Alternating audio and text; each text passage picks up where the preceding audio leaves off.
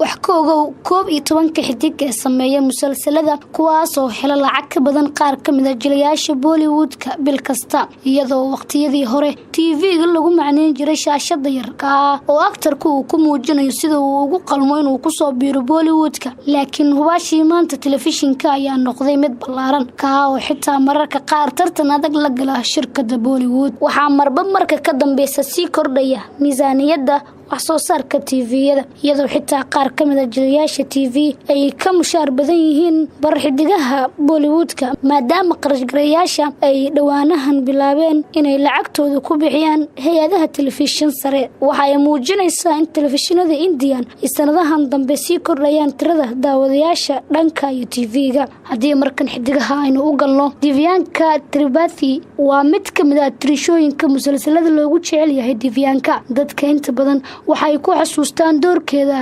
Ishita ee musalsalkii hirgalay kaas oo lagu magacaabo Yehay Muhabbatin atiishadan ayaa waxa ay halkii xalqo mushaar ahaan loo siiyaa lacag dhan 80,000 oo rubi iyo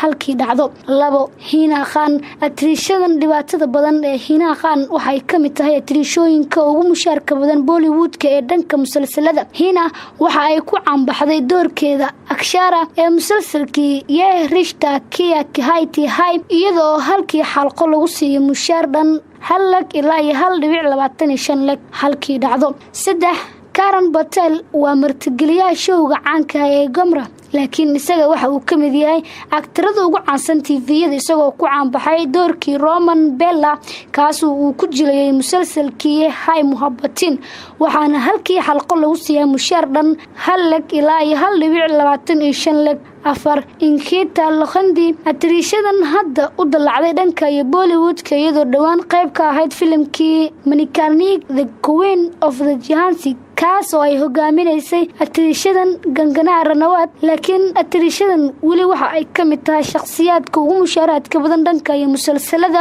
iyadoo lagu xasuusto musalsalkii caanka ahaa ee Bovita Rishta kaas oo ay isla wadeen aktarka Sushant Singh Rajput sanadkii 2009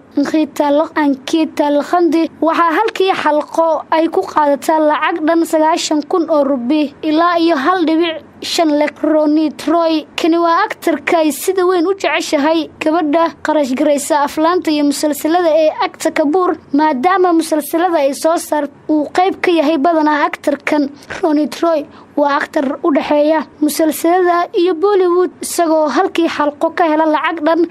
1.25 lakh Sakshi Tanwar waa shakhsi kale kaas oo badanaa la shaqeysa Akta Kapoor shakhsi Tanwar ayaa waxa lagu xasuustaa doorkeeda filimka Dangal iyada oo filimkaasi ku jilaysay Amir Khan xaaskiisa atiishadan ayaa waxa ay halkii xalqo ka qaadataa 80,000 oo rubi Ram Kapoor aktarkan waxaan laga weynin musalsalada Akta Kapoor waxa uu badanaa ka soo muuqda aflaanta Bollywoodka iyadoo filimkii ugu dambeeyay uu keeno ahaa filimkii Barbar Dekho isagoo door aaba ugu jilayay atiishada Katrina Kaif sidoo kale Ram waxa uu sumcad ku dhaxleeyahay dhanka iyo musalsalada maadaama uu halkii xalqo ku qaato lacag dhan 1.25 lakh Trishti Dami atiishadan dadka Soomaalida si weyn ay ugu xasuustaan musalsalkii caan baxay ee Geed waxayna ka mid tahay atiishooyinka ugu mushaarka badan musalsalada ka baxa TV-yada India iyadoo sidoo kale ay ku caan baxday doorkeeda Rani ee musalsalkii Ek Rani waxaana atiishadan halkii xalqo kasoo gala lacag dhan 80,000 oo rubi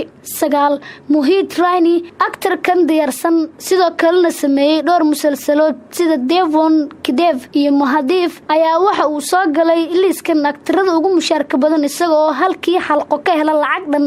1 lakh Shivaji Satham aktarkan lagu xasuusto aflaamo badan oo Bollywoodka isagoo inta badan waayihiisa aktarnimo la soo shaqeeyay aktarka Sanjay Dutt isagoo la sameeyay filimo sida Fastaf Baghi iyo aflaamo kale oo badan waxa Shivaji waxa uu ku caan baxay doorkiisa dambi baaraha ee Shivaji ee musalsalkiisii ay dhiiday isagoo halkii xalqo lagu siiyay 1.12 Michelle Raheja kana waa mid ka mid ah aktarada ugu caansan dhanka iyo musalsalada aktarkan la wada ayaa waxa uu keenay dhowr musalsal oo caan ah sida Lagi Tujsi Lagan iyo Ishqi Kiraan Saabed waxaana halkii xalqo lagu siiyaa mushaar dhan 1.6 musalsalada India ayaa waxaa jira tirishooyin iyo tooriyaal badan 12 ayaana waxay noqdeen kuwa ka mushaaraad badan jilayaasha qaar shirkadda Bollywood.